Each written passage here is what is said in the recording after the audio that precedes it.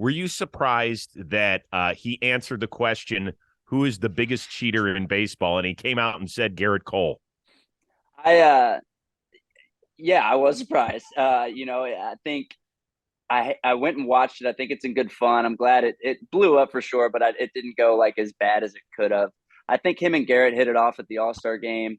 So I think that was just kind of giving him crap more than anything. But yeah, I was a little bit surprised. Did you see what the answer was after that? He said I was the most likely to run away from a fight. So that one hurt my ego a little bit. I'm gonna have to get my rep up next year.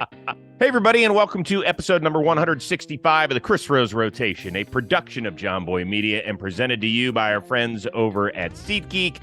We want to welcome in one of the prize free agent starting pitchers out there. He's toted up for the Dodgers and most recently the Toronto Blue Jays.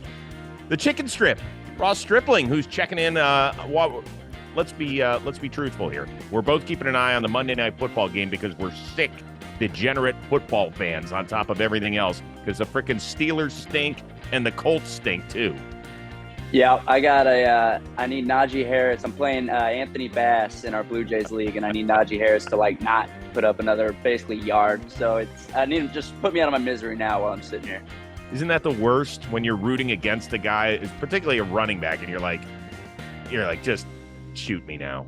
Yeah, it's like betting the under. It's just not fun. Not fun to watch a game and feel that way and root that way. How many leagues are you in? I'm in too many leagues. I've even consolidated this year from 6 down to 5, and it's too many. I need to at least cut one more. Okay, well, tell us the fun leagues you're in. So you're in a Blue Jays league. Yeah, the Blue Jays league definitely takes up 80% of my attention. That's the one I care about the most. That's the one where the group chat is probably popping off the most, and especially when we're still around each other. In September when games have started and we can actually trade in person and stuff. That's when it's really fun. And then it's just a mixture of my college teammates, my high school buddies, some minor league teammates. I'm in a charity one that Adam Wainwright runs, and then a family league. So they just add up, man. It's easy. So if you could pick one to win, not based on money, but based on pride, which one are you taking? It's probably the one I'm the commissioner of, which is my college teammates from Texas A&M. Just because I run the show in that one, and it's always fun to send out a text at the end of the year. It's thanks again for falling into my trap, boys. Here's my Venmo. If I could get all your money in the next 48 hours, that'd be appreciated. Something like that. By the way, fucking Kenny Pickett just misfired and cost my receiver, George Pickens, a touchdown. He had a layup. Yeah. He's open by 5 yards in the end zone. That's what you get for wearing 2 gloves inside of a dome. Yeah, in the NFL, that's as open as you can get, man. Jeez. That's why you're 3-7, maybe. All right. Who's the biggest shit talker in the Blue Jays league? Oh, it's Alek Manoah by far. Of course it is. Yeah, it's just, man, we could sit here and spend the whole time talking about Alek Manoah. I love him. I think he's such a competitor when the lights are on. He's between the lines. And he's such just a happy-go-lucky kid in the locker room. He's got 50 games of minor league baseball under his belt, and he only pitched in maybe 4 of them. And then he's in the big leagues and just got 3rd in the Cy Young. I mean, he's the best, but he's definitely the guy that keeps the group chat going. Oh, we love him. We love him. And I told him this when he was on the Rose Rotation, that he's already achieved the status where you love him if he's on your squad and everybody else can't stand him.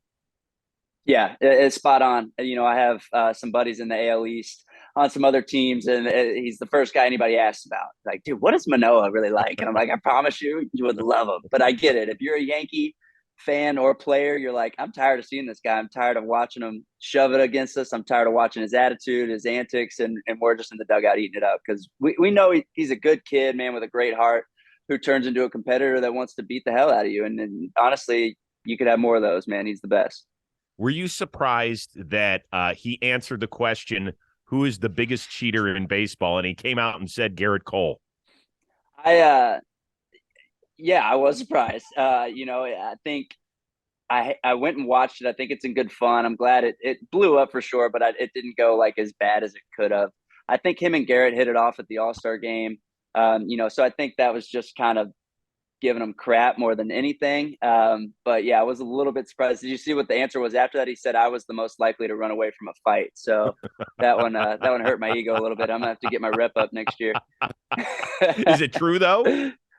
No, you can YouTube Ross Stripling, Giancarlo Stanton. Give that a YouTube. When I was a Dodger and Stanton was a Marlin, it was my second year. Had to make something happen against the biggest guy in the big league. So that got my reputation up for a while, and then obviously with these young guys like Manoah, it's come back down. So I might have to do it again. Well, our ace producer Rob Scirocco is on the search for it, right? Oh yeah, here it is. Oh, look, I remember this one. Yeah, Dave Roberts comes out. Hands out. Okay. Yeah. So when you hit Giancarlo Stanton and he throws the bat down and looks at you, what's going through your brain? What's going through my brain is, thank God we knew it was about to happen, because Utley and Kershaw were out of the dugout like before I even released the ball. So I knew they were going to be there. But you also could see Austin Barnes is basically holding him back by his cup, just the size difference. So I knew I needed a little bit more help than Austin Barnes, even though I know he would have gone down swinging for me. And I'm just thinking, don't let him get to me, because I don't know if this is a fight I can win, but I'm certainly going to give it my best. Yeah, you were a heavy under. Yeah. Plus, you were a heavy plus dog. 1,500 at least. Yeah. At least. But it is good. It's good when you do something like that and you're still as young as you are and you have as many veterans on the team as the Dodgers had at the time. Do guys come up to you afterward and tell you good job? Oh yeah, big time.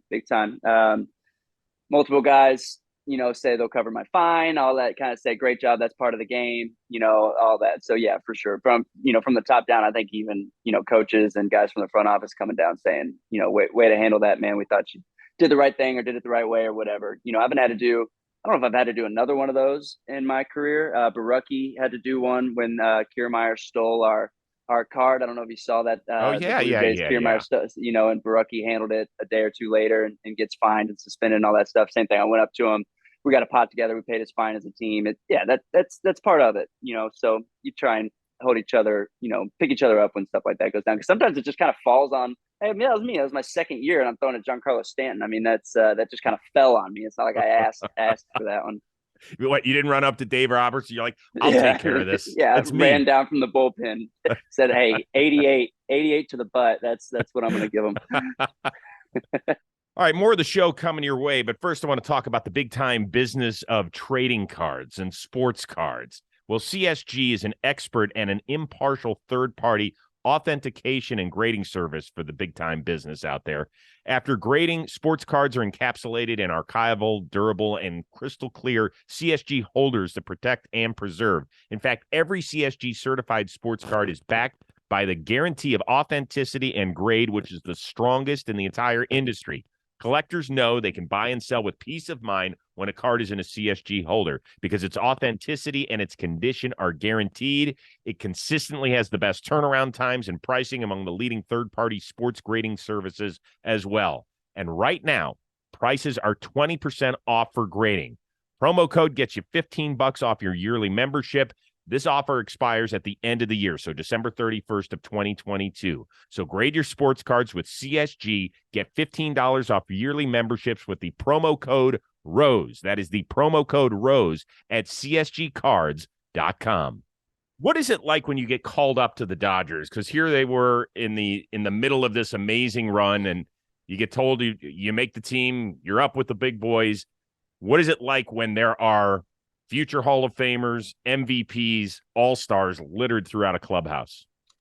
Yeah, luckily I'd had some spring trainings with them where I wasn't like starstruck by some of the names walking in there saying like, oh man, I'm these guys' teammates and on the same level as them now, so you kind of get some of that out of the way in spring training. And then, man, you're just like thrown into the fire. I think that's what's great about good teams, specifically the Dodgers. You hear a lot about, and they just go out and get Mookie Betts. They get Freddie Freeman. They're talking to Verlander today. Like, yeah, they do those things, but they also, I think the World Series team had like 16 homegrown guys. They draft and develop really well. They give guys opportunities. If you do well in the minor leagues, they call you up and they give you a shot. So I think that's, they're a well-oiled machine over there. But really, they expect you to have success. I think you got to look at it as like, man, this team expects to win 105 games in a World Series this year, and they think I can help them do that. That gives me a lot of confidence, and I think you should treat it that way. But also, you're a little bit starstruck. You're pitching to Chavez Ravine. I started against the Giants in San Francisco for my debut. So sometimes you're just thrown in the fire, see how you do. But no, I think you really got to treat it as, man, this is a really good team that expects big things, and they want me to help. So here I am to help. How often do people still bring up the no-hitter that you got removed from in your debut? All the time. Yeah, all the time. People just say, do you ever think about it, or do you ever wish that Dave Roberts didn't take you out? On Twitter all the time, across the league, like a manager pulls pitcher XYZ in the middle of a no-hitter. That reminds me of when Dave Roberts did it to Ross Stripling in his debut. I mean, that happens all the time. So yeah, that'll never go away. It's awesome. In the future, it'll probably be one of the two or three things I'm remembered for in this game and how special it was. So it's cool for sure. But right now, worried about what's coming next for sure. Did it crush you when you got traded? It was just very surprising. I kind of saw it coming in a way. I'd had some talks with Andrew Friedman, the 2019 offseason going into 2020, just kind of saying like, look, man, I think I've earned the opportunity to be a starter. I understand you gotta go earn the job, but I think that I want to come in, with a chance to make the rotation. And I don't remember what happened, but it was like the first day of spring training, right before COVID. And he said like, we have our 5 starters, blah, blah, blah, Julio Urias being the 5th, and he didn't say me.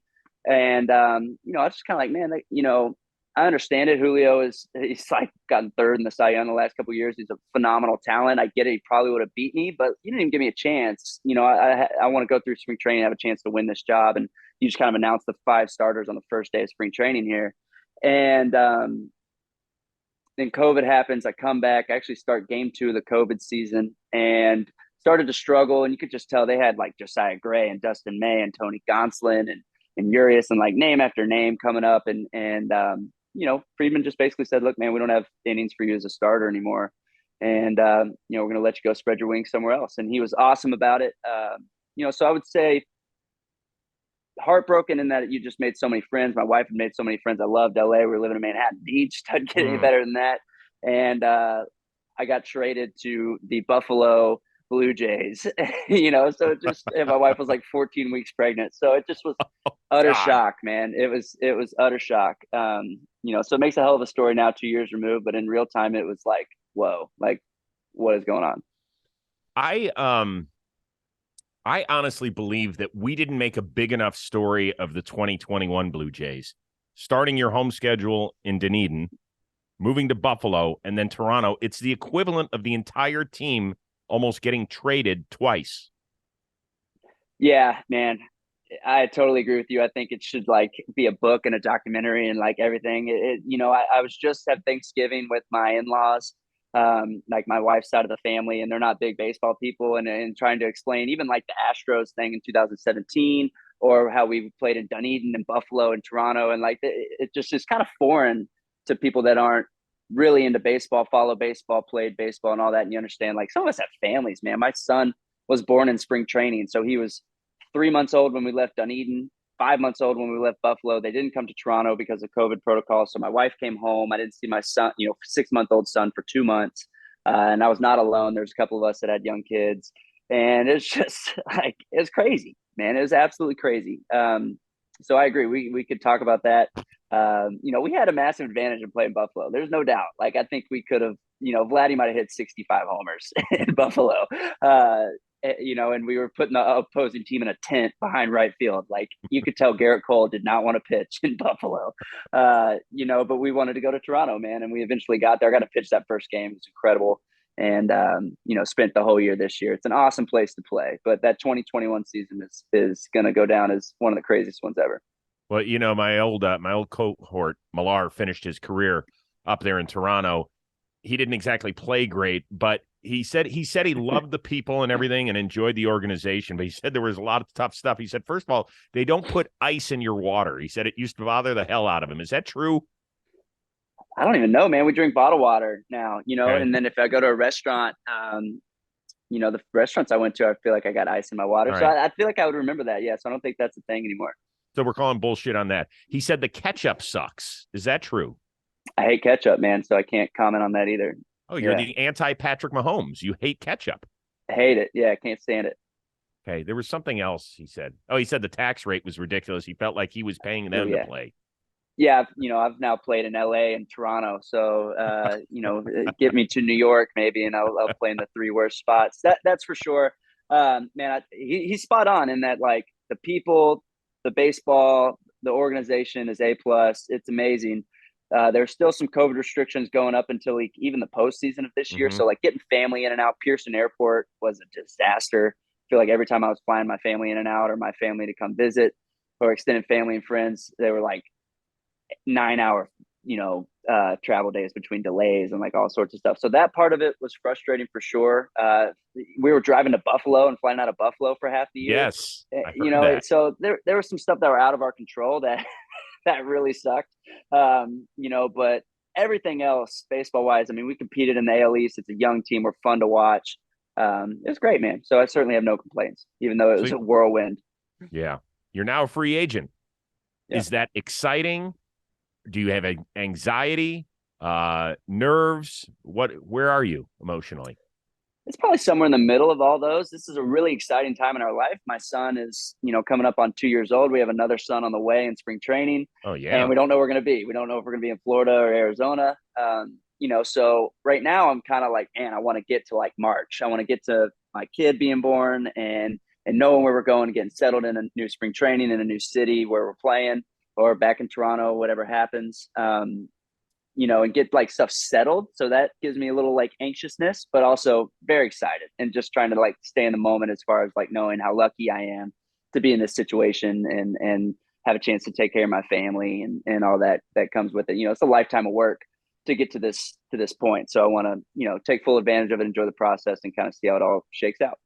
I know you're a financial guy, and I want to get into that momentarily, but how much in the weeds are you? Or, I mean, are you bothering your agent a lot? Do you want to hear everything? Do you want to hear the minimal stuff? Strictly like, hey, we have got an offer.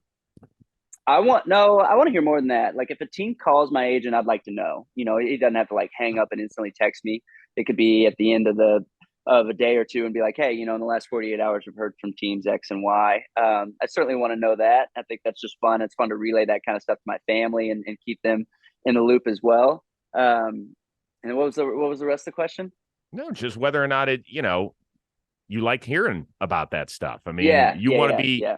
I mean, I think there's a little bit of a misnomer. Like, I've had an agent for 30 years in the business that I'm in, right? And I have to remind people, the agent works for you. It's not the other way around. Like, people are, especially like the Freddie Freeman shit that came out last year or didn't come out. It was all very confusing, but you never felt like there was a serious connection there. We have to remember that we're the ones that drive the train here at the end of the day. Yeah, no doubt. There's players out there that have been outspoken saying that agents, aren't worth what we pay them. And well, hold on. Now that's the truth. And I love my agent. He's a great guy. But I mean, shit, they do like 3 hours of work and they get to reap a decade of rewards for some people. Yeah, I agree. When I see like some of these, Fernando Tatis, Machado, Harper deals, and you're like, man, that agent negotiated that deal, and for the next 13 years is going to make 5% of 30 million per year. Sign me up for that gig. But this is why you have them. I mean, I would love to think that I'm a smart guy and could field calls from teams and negotiate for myself, but my guess is that wouldn't go well. Who did it? Robertson, the reliever. And I think he's been outspoken about like he negotiated his own free agency. I think he's been outspoken about saying that it was not easy, stressful, and probably didn't work out as well as it would have. So, you need them. They have to fight on your behalf for sure. But when you're cutting 5% checks for gross wages, that hurts. Yeah. Time for us to talk about our friends at SeatGeek. It is the best app to find seats to whatever sporting event or concert you want. Few special instructions for you. Pick up your phone, go to the App Store, download the SeatGeek app, and off you go. In fact, you can get ready for the 2023 baseball season and save money. You're going to get $20 off tickets at SeatGeek with the promo code ROSE. No joke. Here's what I love about SeatGeek. Not only do they save you money, they're going to get you the best deal out there. They scale everything on a ranking form from 0 to 10, just to make sure you are getting the best deal possible.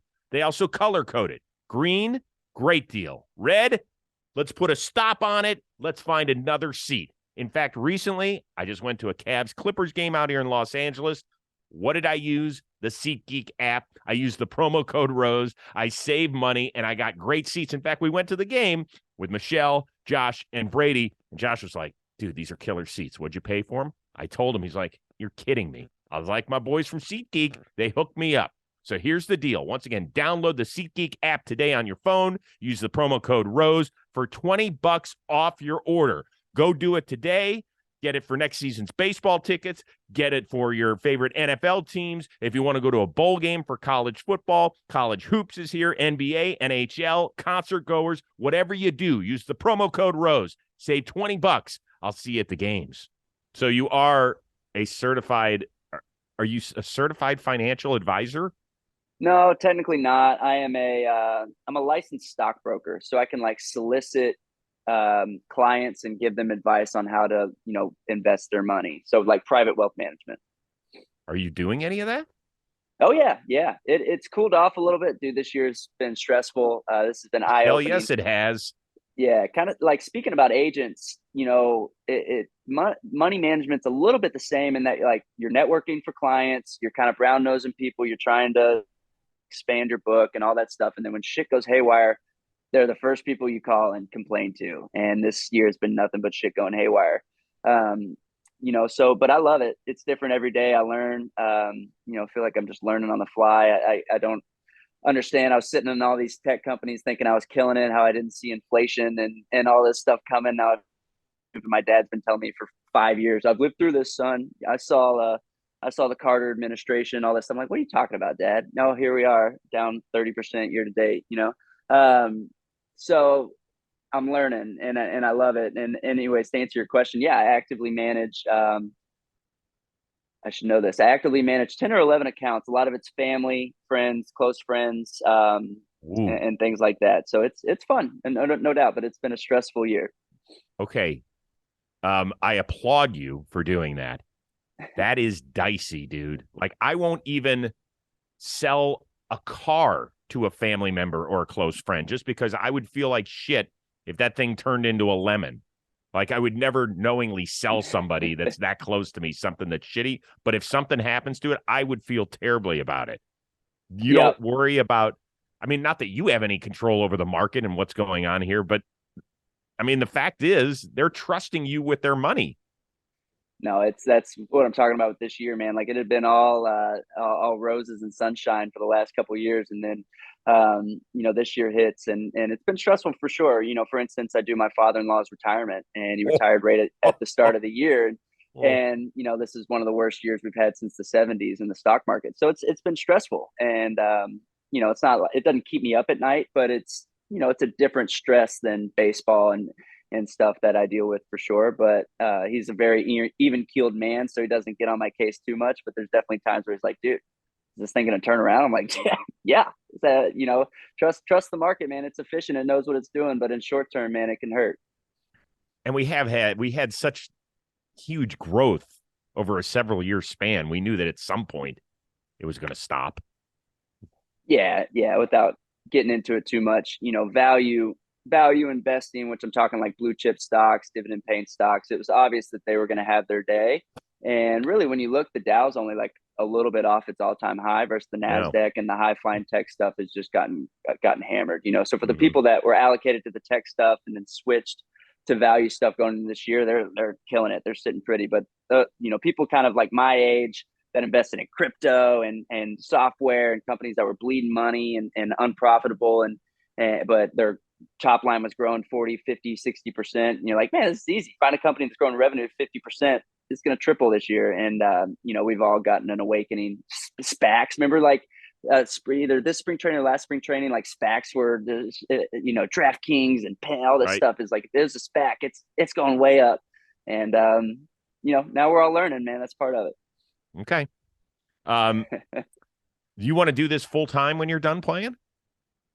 Well, we keep talking about this year, the opening. I don't know if we'll see how free agency works out. If I can take care of my family without maybe adding this much pressure to my heart and my blood pressure. But I love it for sure. So I'd like to think that I could do it, but maybe not where I'm actually like really out hustling and trying to build a book of business and knocking on doors and cold calling people. That's what it takes at a young age to gain enough assets under management to like really do that for a living. You gotta hustle. You can have lunch with one person between these two: Sandy Koufax, Warren Buffett.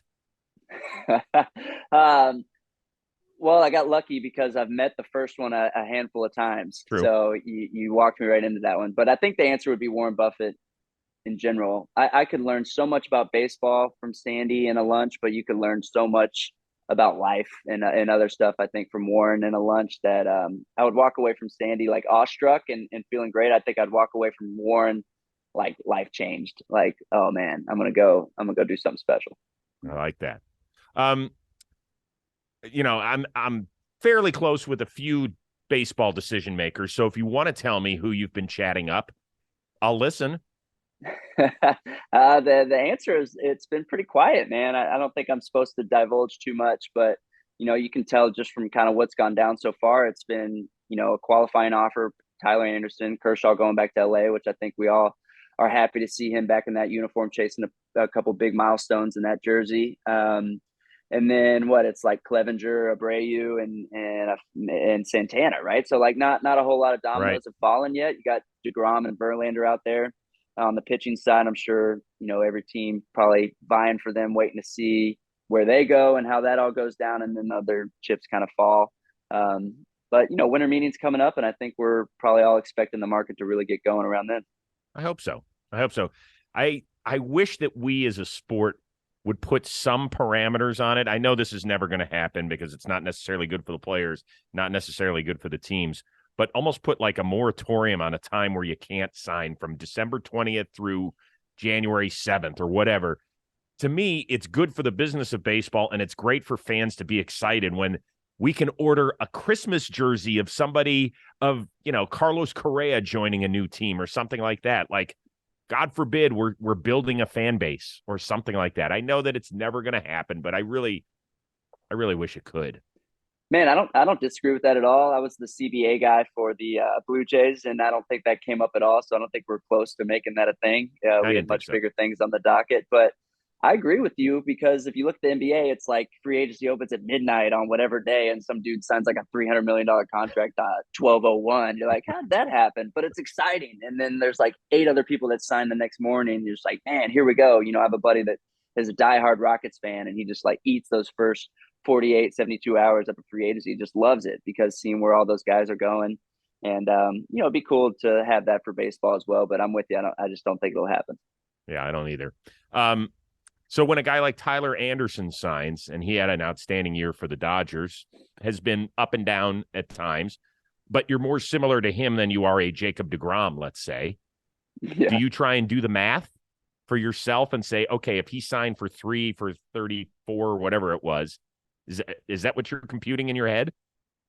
Well, you're definitely, yeah, for sure.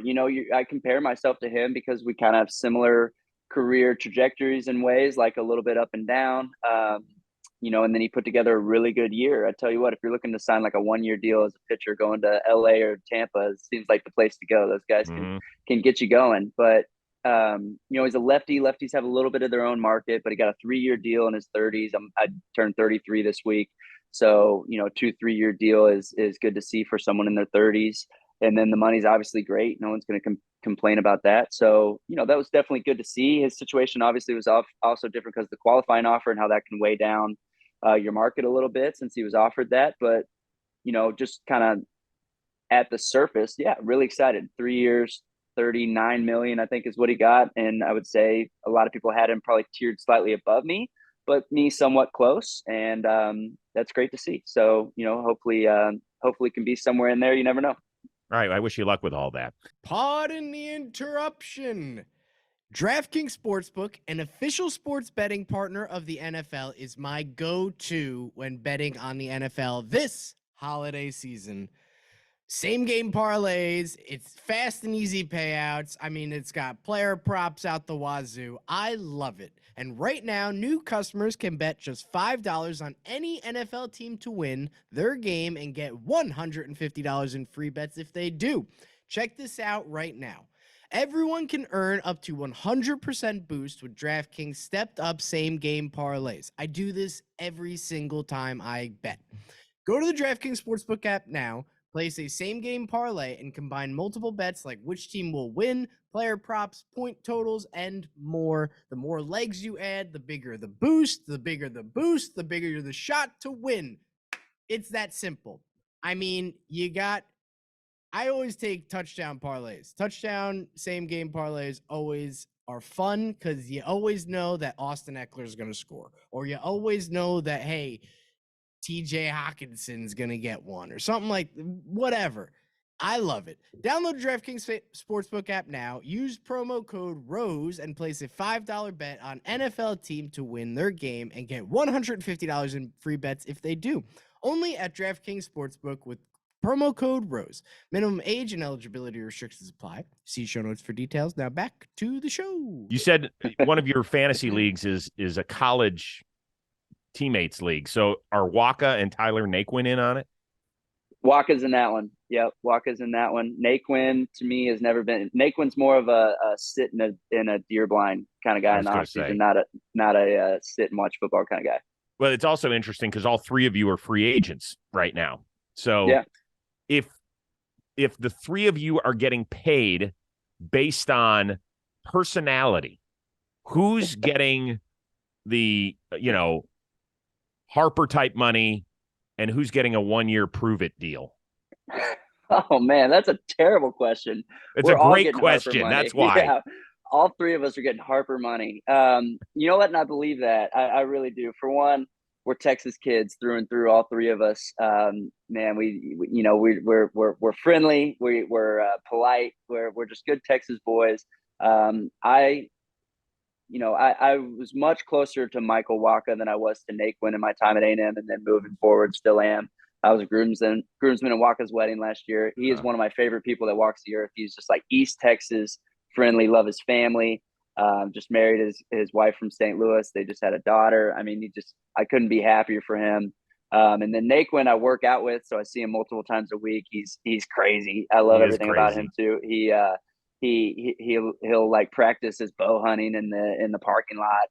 I mean, he's nuts. So yeah, all three of us signing Harper deals, no doubt. Yeah, that toots my own horn a little bit, but I'm not going to say I'm not going to say I'm that much below him. You're not below him. You're definitely not below Nathan. I know that. That one I know.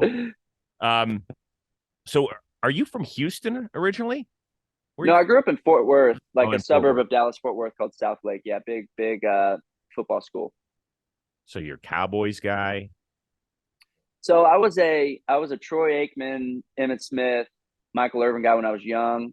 And then the Romo, Des Bryant era, I was like moderately a fan. My dad hates Jerry Jones so much that he would hardly watch the Cowboys. So it just wasn't on in my house that often. I'm more of an Aggie. We would more watch the Aggies on Saturday and then like spend Sunday outside or whatever. And then now just fantasy football all the way through, man. Like Dak is my quarterback, but it's because he fell to me, not because I'm a Cowboys fan. So, I would just say I'm a fan of the sport in general and whoever's on my team. All right. I got it. Plenty of good seats still available at the A&M football games. Yeesh. What?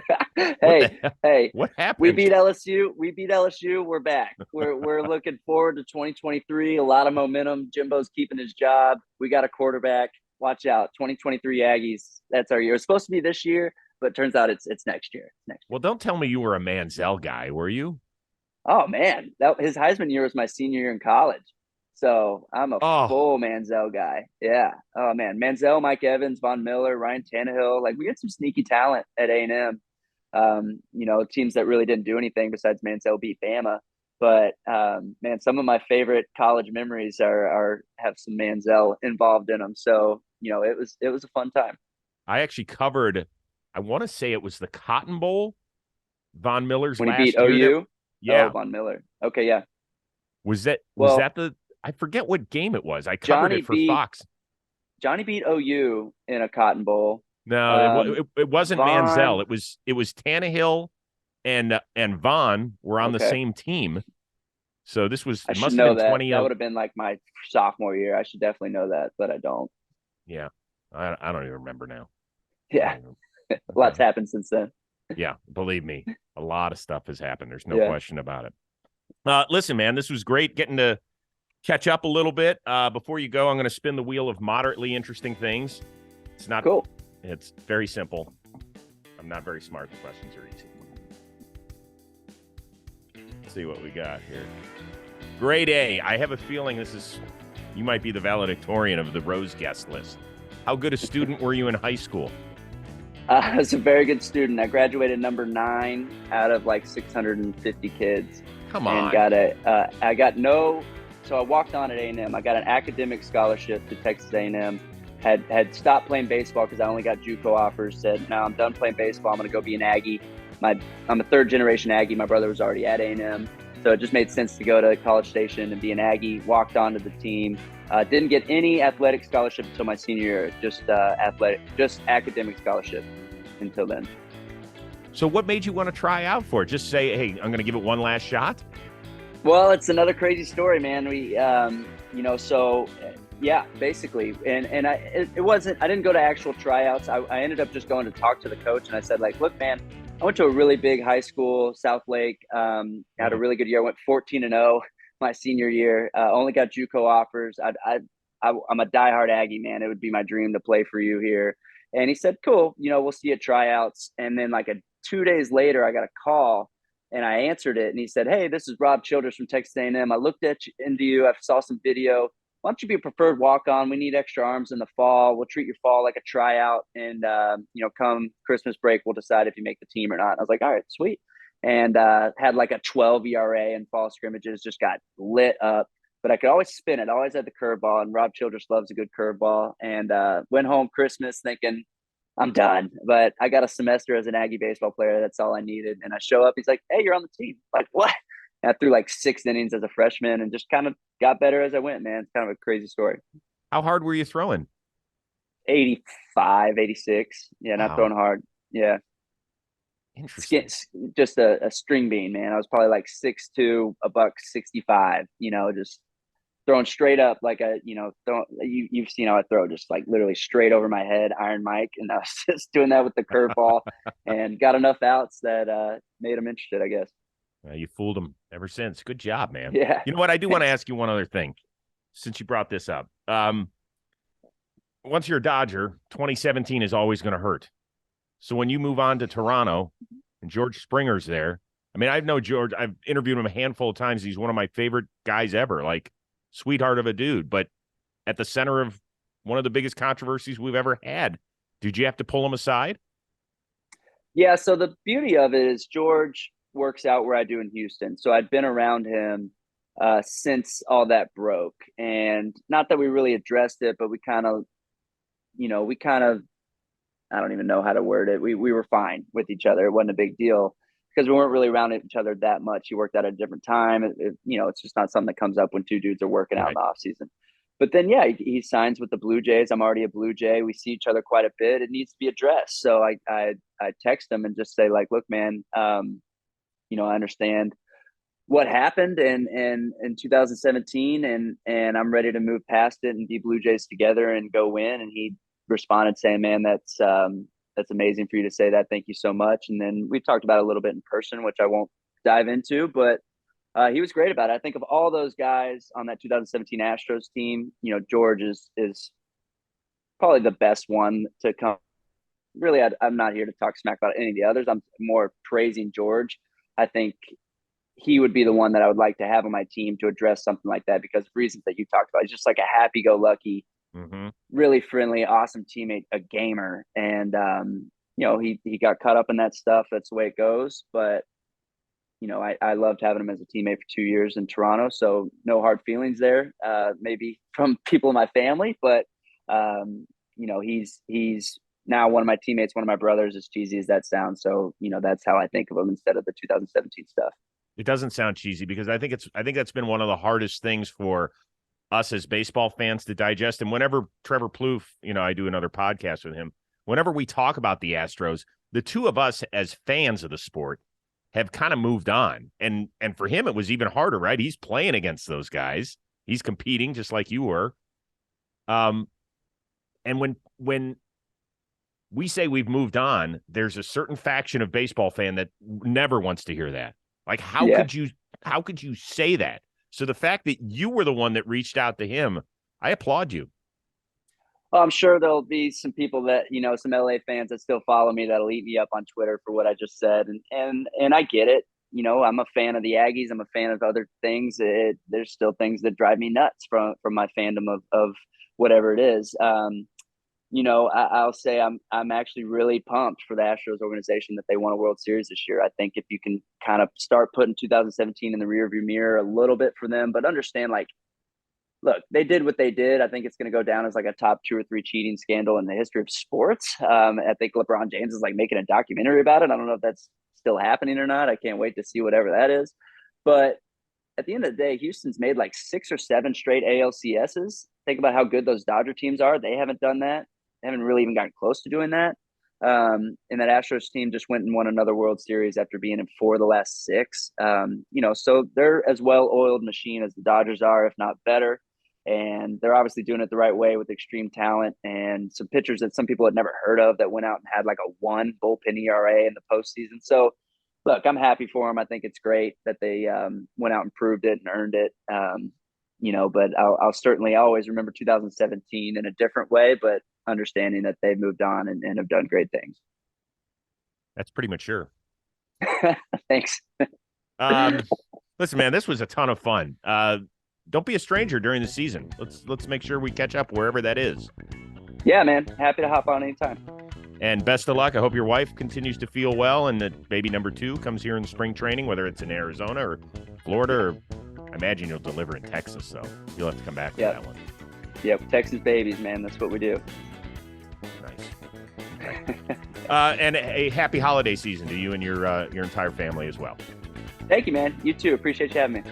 Absolutely. For our one-of-a-kind legendary producer, Robbie Scirocco, and Ross Stripling, who can be yours if the price is right. I am Chris Rose. We will see you next time here on the Chris Rose Rotation, a production of John Boy Media.